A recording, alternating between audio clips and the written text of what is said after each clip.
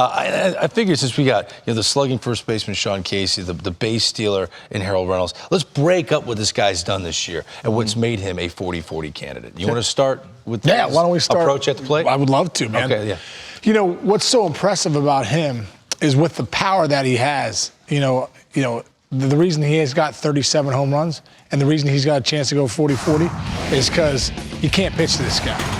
I mean, when you watch this guy hit, it's impressive, man. You try and come middle in, he's going to shoot you right down the line. I mean, that's what he does, right? You try and come down and in, he's going to shoot you to left center. He'll go dead center. There's no part of the park that he can't let fly. Right center right here, gets a pitch. That's a great piece of hitting. That ball's down the middle and down. He stays on it and shoots it. This one's dead right field. Come on, you kidding me? He's lined the line with power, and I think that's what makes him so tough to pitch to. That's why he has a chance, Greg, what you were saying too, 50-50. I'd love to see him get to 40-40. Yeah. I think there's another. Can I ask you a question? Yeah. When he hits, his bat is like this. Yeah. You talk about this all the time. Right. Why would he think that's a good idea? Why does it work? He goes. Well, I'll tell you what. Why does it work? Let's check it out. All right, let's check it out. Let's get Okay, right here. Now watch. Okay, so he gets that load. Okay, bring it back, Dave. Right here, right. One more. Keep bringing it back.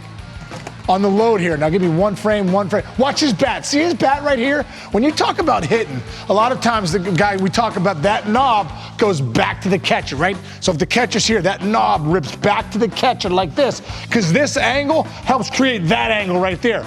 Well, what Acuna does, which what Roberto Clemente used to do, which is so impressive, is he never sets that knob back. He keeps it flat like this. This is how strong this kid is. He's able to just not create this part right here. What he does is he keeps it flat. The knob is straight down, and he just pulls his hands right into the zone. That's why he has that great barrel awareness too. But the strength it takes to do that right there? That's unbelievable. Would you recommend a 12-year-old to hit like that? No, that's tough to do. That's really tough to do. You have to be a special talent, a la Roberto Clemente and Acuna right here. I mean, this guy is a special talent to be able to do that.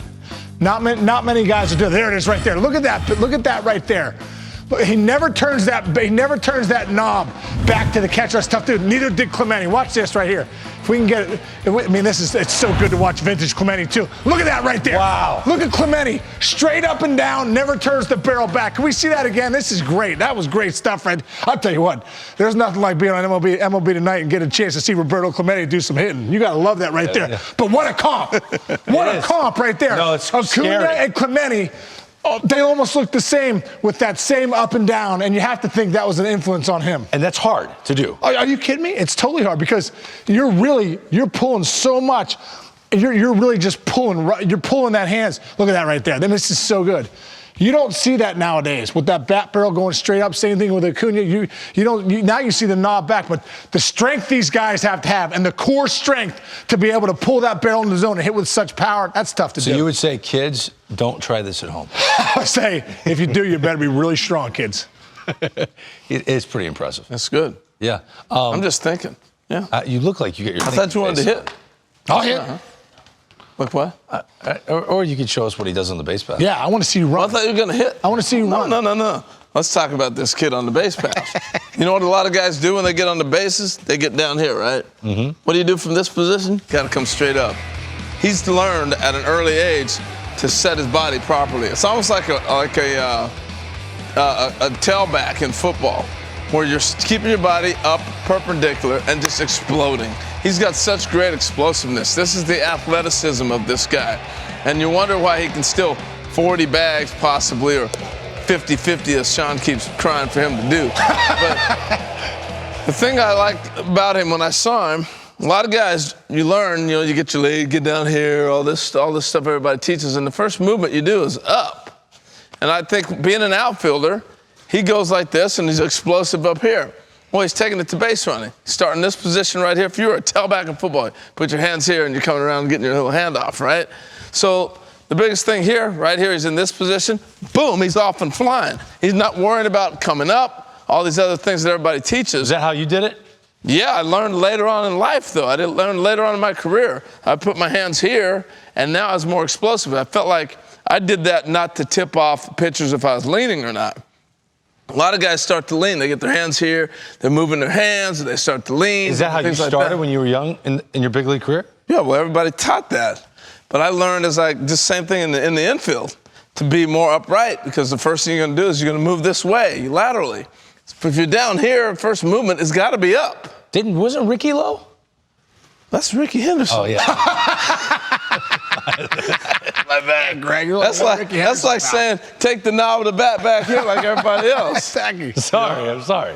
No, but I think the biggest thing, and the other thing he does real well, is he gets a little bit of a walking lead. A little bit of this, he's reading pictures and he's going. He's just learning, and he's still learning. But I like the simplicity of his approach.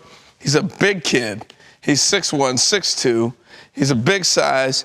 He plays within his size. He's here, and boom. If you watch a guy on his team, Billy Hamilton still learned how to take a lead properly, in a sense. He still goes, takes a step back, says, I'm going to give you a chance, and then he goes. Yeah. I mean, that's Billy Hamilton. We broke him down a million times. He goes like this and then takes off and runs. This kid doesn't have a lot of wasted motion.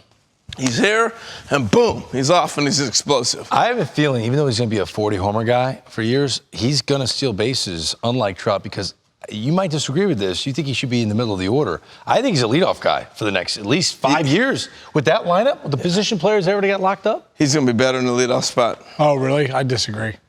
I think They tried to put him in the middle of the lineup beginning of the year. Didn't work out real well. They put him back in leadoff. He can hit in the middle. I'm just saying, mentally, maybe he didn't like the pressure or whatever it was of being in the middle of the order. He's a middle of the order bat, whether he likes it or not. Yeah. But so was Ricky Henderson. But he stayed at the top of the order and really. Yeah. When I think of middle of the order bats, I think of Ricky Henderson wasn't a 40 home run guy though. I think of David Ortiz.